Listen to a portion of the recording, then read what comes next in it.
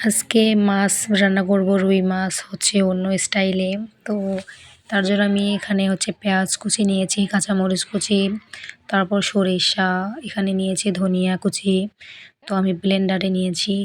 তো এগুলো আমি ব্লেন্ড করে নেব। তো অন্য সাইডে আমি হচ্ছে লবণ হলুদের গুঁড়ো দিয়ে হচ্ছে রুই মাছ এগুলো হচ্ছে মেরিনেট করে নিব। তো নেওয়ার পর হচ্ছে আমি কড়াইয়ের মধ্যে চলে যাব।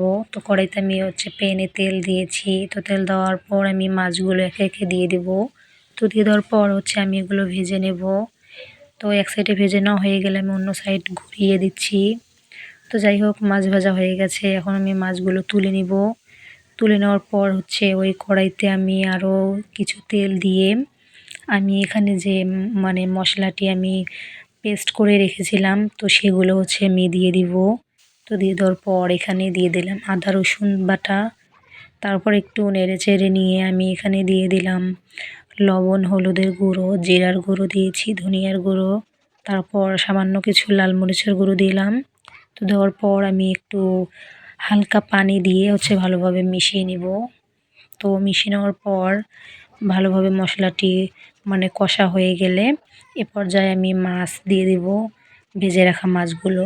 তো দিয়ে আমি ভালোভাবে একটু নেড়ে ছেড়ে নেব। ভালোভাবে মিশিয়ে নেওয়ার পর আমি এখানে পানি দিয়ে দেব পরিমাণ মতো সিদ্ধ হওয়ার জন্য। তো পরিমাণ মতো পানি দিয়ে আমি রান্নাটি করে নেব। তো দেখতে পাচ্ছেন বলক উঠে গেছে। তো আমার রান্নাটা কিন্তু একদমই হয়েই গেছে। তো এবার আমি পরিবেশন করে নেব। তো এখানে আমি দেখতে পাচ্ছেন প্লেটের মধ্যে ভাত নিয়েছি, তারপরে এখানে মাছের পিস দিয়ে দিলাম।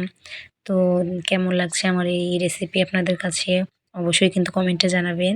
তো ভিডিওটি ভালো লাগলে অবশ্যই লাইক কমেন্ট শেয়ার করবেন।